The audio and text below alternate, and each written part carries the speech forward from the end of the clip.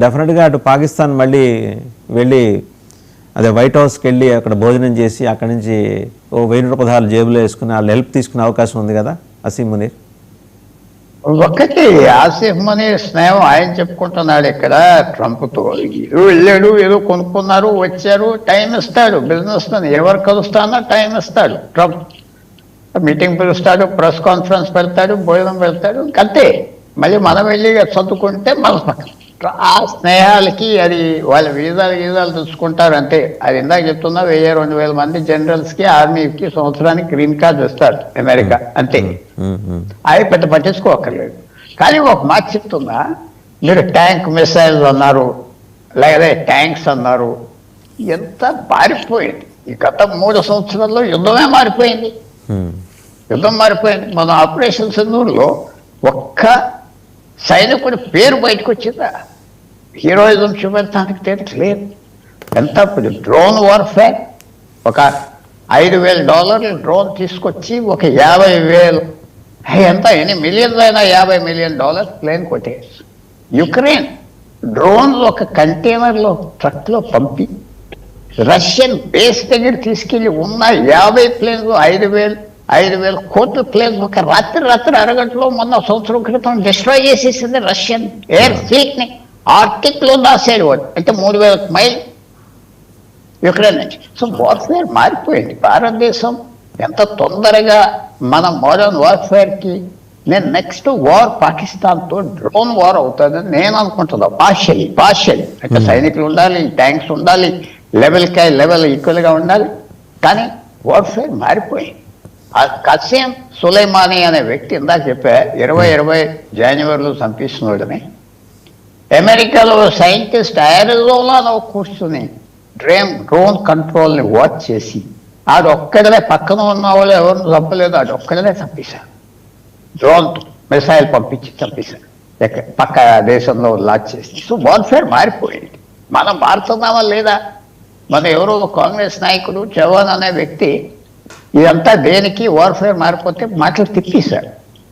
ఎందుకంటే ఈ ట్యాంక్స్ అమ్మేవాళ్ళు, ఈ పాత సరుకు అమ్మేవాళ్ళు అదే అమ్మాలంటారు, అదే అమ్మాలి, ఆ పాతయే అమ్మాలి. కానీ కొత్త వార్ఫేర్ కావాలి. టర్కీ, ఇరాన్, ఇందాక పాపారావు గారు చెప్పినట్టుగా ఈ డ్రోన్స్ టెక్నాలజీలో విశేషమైన అడ్వాన్స్ ఉన్నారు. అలాగే మనం కూడా డ్రోన్ వార్ఫేర్ చూసుకోవాలి, ఏరియల్ వార్ఫేర్ చూడాలి, సైబర్ అటాక్స్ చూడాలి. ఇవన్నీ అడ్వాన్స్ అయిపోవాలి భారతదేశం. అంటే ఒకటి 200 సంవత్సరాల క్రితం మీ ఇంట్లో ఎన్ని ఏనుగులు ఉంటే అంత గొప్ప మహారాజు అని ఉండేది. ఏనుగులతో యుద్ధాలు చేసేవారు. ఎన్నో సంవత్సరాల క్రితం కాదు, 200 సంవత్సరాల క్రితం ఏనుగులు కనపడేవి, 150 సంవత్సరాల క్రితం. వార్ఫేర్ మారిపోయింది. భారతదేశానికి టైం లేదు. ఈ వార్ఫేర్ ఎలా మనం అడ్జస్ట్ అవుతాం? పాత యుద్ధాలు, పాత స్ట్రాటజీలు ఎప్పుడు జ్ఞాపకం పెట్టుకోవాలి, రెడీగా ఉండాలి. కొత్తగా యుద్ధం చేయగలిగిన వాళ్ళు ఎవరు ఉంటే వాళ్ళు. సో మీరు డిఆర్డిఏ మిసైల్ డెవలప్ చేసింది వెరీ గుడ్, ఇంకోళ్ళు డెవలప్ చేశారు వెరీ గుడ్.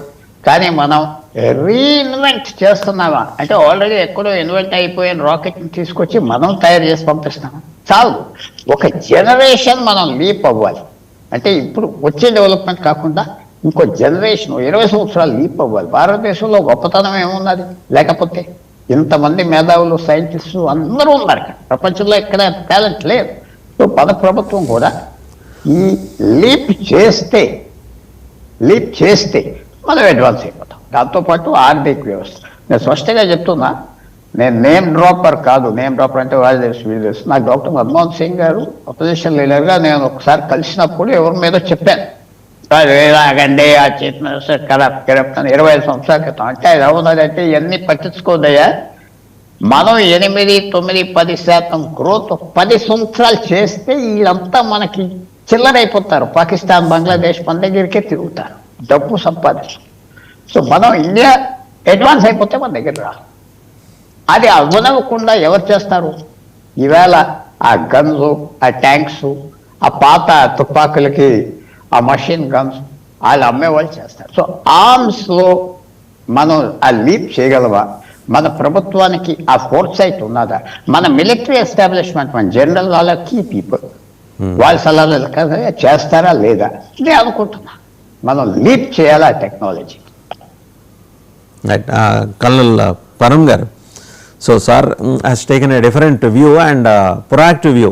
ఇన్ఫ్యాక్ట్ వారు చెప్పింది పాక్షికంగా పాకిస్తాన్తో జరిగే యుద్ధం డ్రోన్ వార్, సైనికులు బార్డర్లో ఈ ట్యాంకులు ఉండరు అని చెప్పట్లా, వాళ్ళతో పాటు పాక్షికంగా ఇది జరుగుతుంది.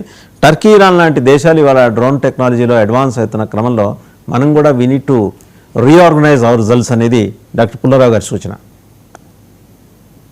కరెక్ట్ అండి. అంటే room for improvement is always there. మనము ఎవరైతే ఇండస్ట్రీ లీడర్ ఉన్నారో, ఎవరైతే సెక్టర్ లీడర్ ఉన్నారో వాళ్ళని చూసి వాళ్ళని ఎలా దాటాలనేది పెట్టుకోవాలి, కానీ పాకిస్తాన్ ఎలా దాటాలి, బంగ్లాదేశ్ ఎట్లా దాటాలని పెట్టుకోకూడదు. మనం వాళ్ళని దాటాలంటే మనం వెనక్కి వెళ్ళాలి.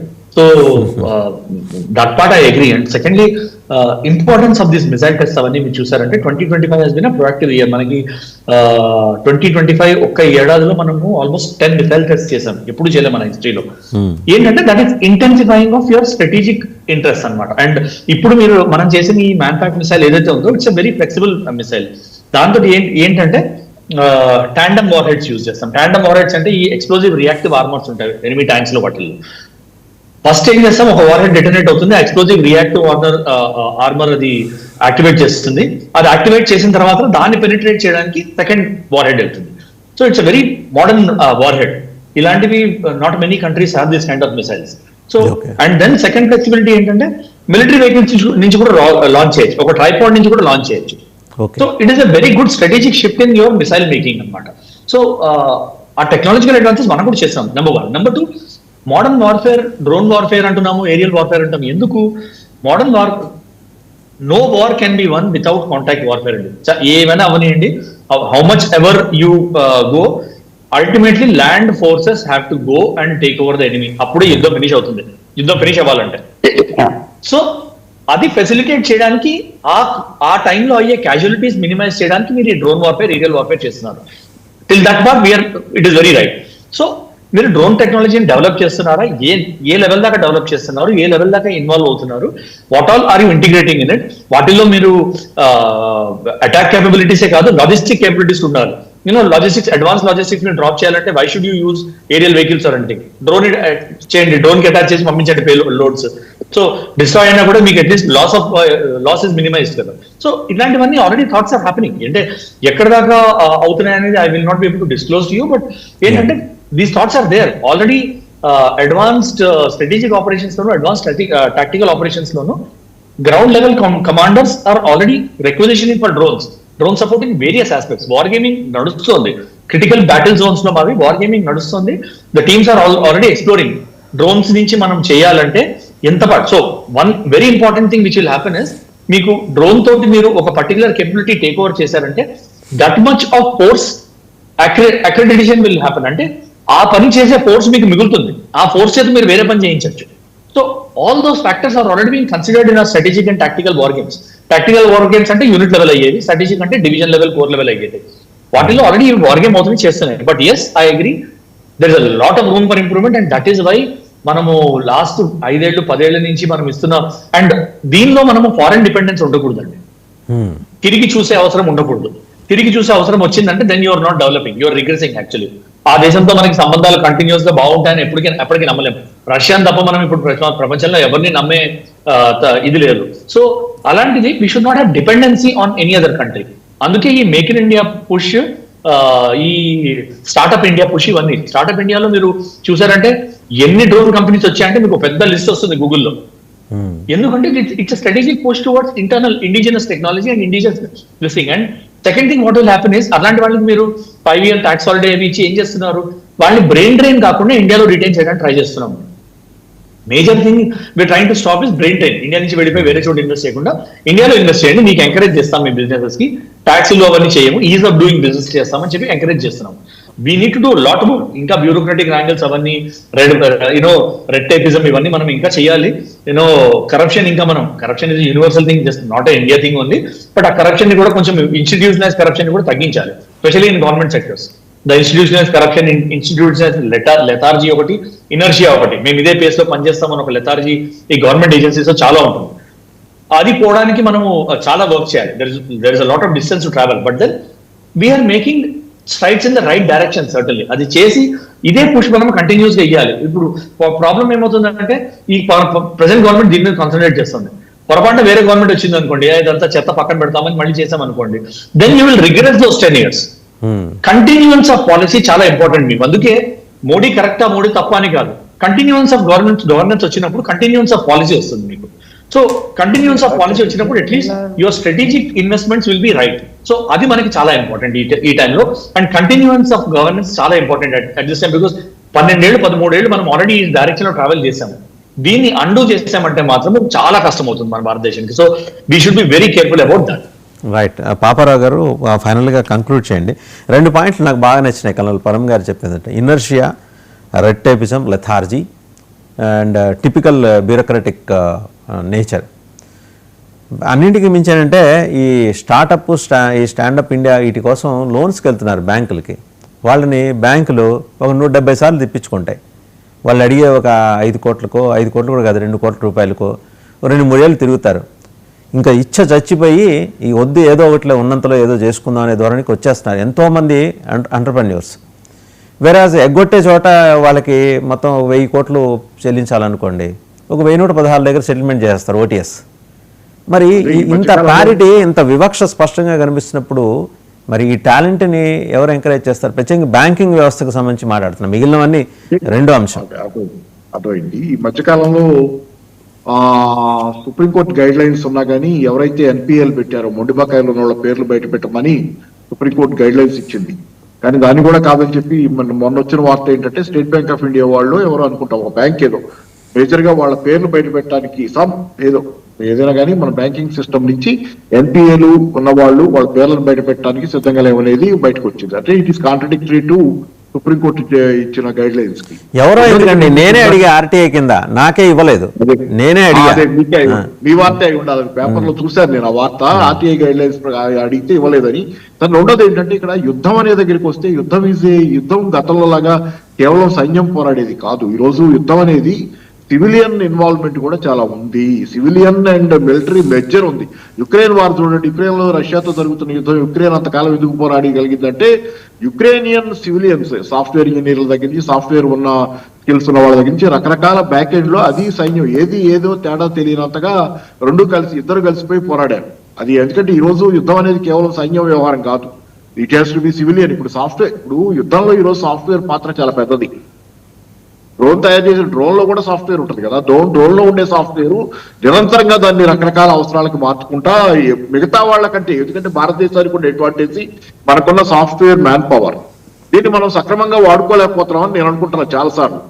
మీరు సివిలియన్ అండ్ మిలిటరీ మెజర్ రెండు కలిసి యుద్ధం అంటే ఈ రోజు వేరే సైన్యం పోయి సరిహద్దులో పోరాడేది కాదు, ఇక్కడి నుంచి కూడా పోరాడే అవకాశాలు ఉంటాయి. దానిలో మీకు గనక ఉంటే గనక స్కిల్స్, సాఫ్ట్వేర్ స్కిల్స్ కానీ ఇంకోటి రిమోట్ దీనిలో కూడా పోరాడేది ఈ రోజు యుద్ధం అనేది ఇక్కడే జరుగుతుంది. అదే కాబట్టి ఏంటంటే ఈ రోజు దాని అంతటినీ ఒక కన్వర్జెన్స్ కావాల్సిన అవసరం ఉంది. సివిలియన్ అండ్ మిలిటరీ భారతదేశంలో పెద్దగా జరగలేదు నాకు అర్థమైనంతలో, చాలా మంది చేసుకెళ్తున్నారు దీన్ని. సరే, దాంతో పాటు ఎసిమెట్రిక్ వార్ఫేర్ మన పాకిస్తాన్ మనమే ట్రై చేసింది కూడా. నా దగ్గర ఆయుధాలు లేవు, మొత్తం దానికి డబ్బులు కూడా లేవు కాబట్టి వాళ్ళు ఎసిమెట్రిక్ వార్ఫేర్ ఎక్కువ ట్రై చేశారు, డ్రోన్ల ద్వారా ఎక్కువ ట్రై చేశారు. ఎసిమెట్రిక్ వార్ఫేర్ ఈ రోజు మేజర్ వార్ఫేర్ మెథడ్ అది. కాబట్టి చిన్న దేశం పెద్ద దేశం చిన్న దేశం అని కాదు ప్రశ్న. మీరు కనుక if you can inculcate damage అనే కంట్రీ, మీరు చిన్న దేశమైనా కానీ తక్కువ ఖర్చుతో కూడా డ్యామేజ్ చేయొచ్చు అనేది అనేక సందర్భాల్లో కనపడుతుంది. చాలా యుక్రెయిన్ వార్ లో జరుగుతుంది అదే. చిన్న పెద్ద షిప్పులను కూడా, రష్యన్ షిప్స్ కూడా వాళ్ళు అటాక్ చేయగలుగుతున్నారు. సో తర్వాత ఇంకోటి ఏంటంటే ఎలక్ట్రానిక్ వార్ఫేర్. ఈ రోజు వెనిజులాలో జరిగిన దానిలో గ్రౌలర్ అనే విమానం గురించి ఈ రోజు పేపర్లో చదివాం. గ్రౌలర్ మొత్తం అక్కడ ఉన్నటువంటి సిస్టమ్స్ అన్ని స్తంభించిపోతాయి. అది గ్రౌలర్ విమానం గనక వెళ్తే గనక మొత్తం రెండో శత్రువు తాలూకు ప్రతి ఎలక్ట్రానిక్ ఇది పనిచేయటం అయిపోద్ది. సో ఇట్లాంటివి కూడా ఉన్నాయి ఎలక్ట్రానిక్ వార్ఫేర్. అంటే శత్రువుని పెరలైజ్ చేసి మన అటాక్ పూర్తి చేసుకోవటం. చాలా ఉంది. ఈ రోజు గతంలో లాగా యుద్ధం అంటే మొండిగా మోటిగా కొట్టుకోవటం మాత్రమే కాదు, దానిలో చాలా డైమెన్షన్స్ వచ్చినాయి. ఐ డూ అగ్రీ అండి, but at the same time colonel పరం గారు చెప్పిన ఒక వ్యాలిడ్ పాయింట్ చెప్తూ నేను ముగిస్తాను. ఎందుకంటే ల్యాండ్ మీద ఆధిపత్యం సంపాదించిన తర్వాతే యుద్ధం ముగుస్తుంది. సో నేను all high respects for hour army, for hour military. నేను చెప్తున్నాను ల్యాండ్ నా అబ్జర్వేషన్, దాంట్లో కొంచెం చిన్నపాటి తేడాలు ఏమైనా ఉండొచ్చు. చిట్ట చివరి అడుగు అక్కడ పడి మనం దాన్ని స్వాధీనం చేసుకున్న తర్వాతే యుద్ధం ముగిసినట్టు ఒక ప్రకటన వస్తుంది. ఇవన్నీ ఓకే. ఈ ఆధునిక వార్ఫేర్ డాక్టర్ పుల్లారావు గారు చెప్పింది, మీరు చెప్పింది, ఈవెన్ కల్నల్ పరం కూడా చెప్పారు. వీటన్నిటిని